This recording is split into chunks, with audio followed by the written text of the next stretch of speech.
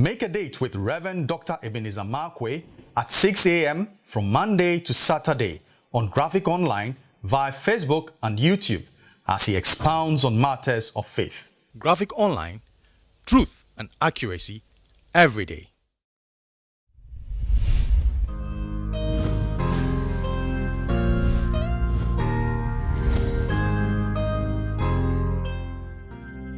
Hello, this is Reverend Dr. Ebenezer Markwei of Living Streams International, bringing you matters of faith with Graphic Online.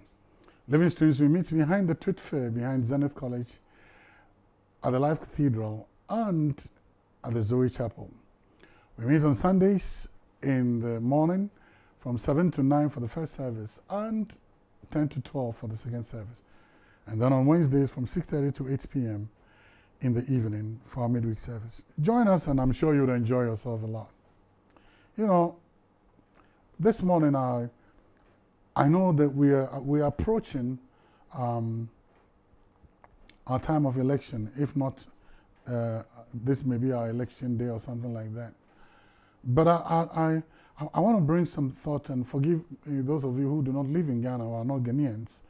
But I'd like to also be at this point to speak to the nation and speak to quite a number of personalities in the nation. So this is more like a national broadcast. I'm not the president, so I won't say fellow Ghanaians. No. But this morning I'd like to capture my thoughts in playful insanity. Playful insanity, that is playful madness. Playful madness. Playful insanity.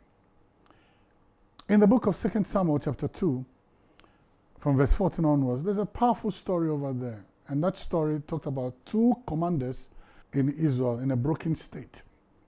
Two commanders in a broken state. And today I want to speak to the politicians, especially the main party and the opposition. And of course, speak to the other parties as well. Now, the Bible says something that was of great interest to me. The Bible says, in those days, when David was crowned king the second time, not the whole of Israel accepted it, because the house of Benjamin also had somebody sitting on the throne, and his name was Ishbosheth. And Ishbosheth had an army commander called Abner. And the Bible says there was war between the forces of David, the house of David, and then the house of Saul.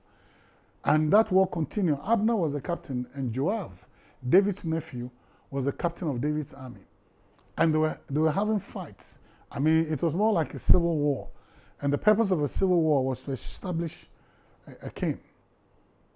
And then one day Abner got up and said to Joab, the two captains of the army, the two commanders, they made a statement. They said, listen, let the young men rise and play before us.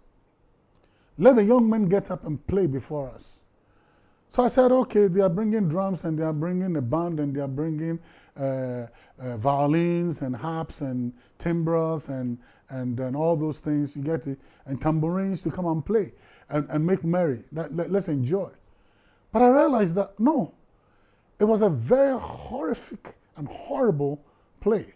The Bible says the young men were to rise up and play with swords, that is, make an attempt to kill themselves. And the Bible says those young men got up and thrust themselves with a sword and slaughtered themselves. Same Israel, but just two houses. Same country, but different political persuasions. And all was a gamble for the kingship. And all was a gamble for the leadership.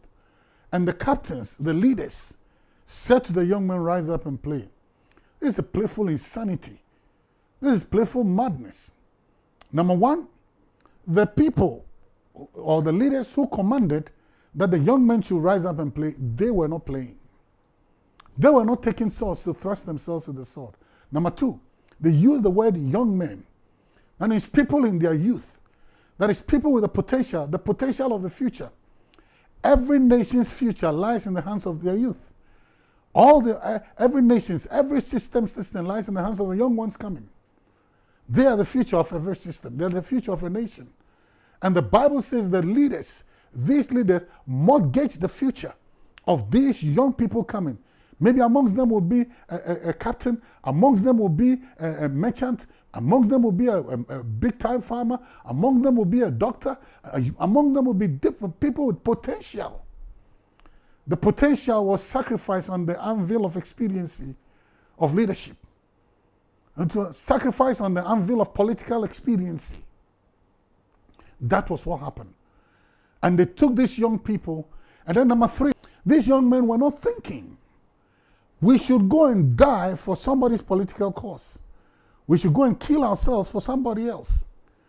We should go and advance somebody else's political kingdom whilst we lose our lives. And you know, after they died there, there's the interesting thing. They had no names. But they had names with their mothers. They had names with their families. They were people with their listen. But all the Abner and Joab saw them as expendables. People that we can waste them. Imagine if some of them were married.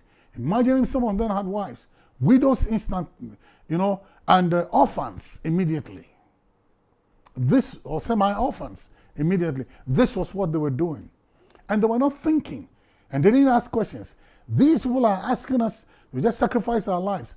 And in blind loyalty, they just took to killing themselves. They wasted their future. They wasted their potential. They wasted their energy. They were not thinking. They were not processing things properly.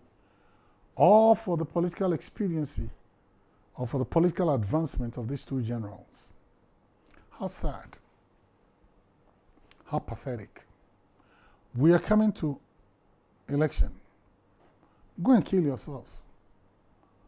For somebody who will not put his child or put his daughter or son in harm's way. Somebody who will not put their family in clear and present danger. Listen. Joab and Abner said, let them play.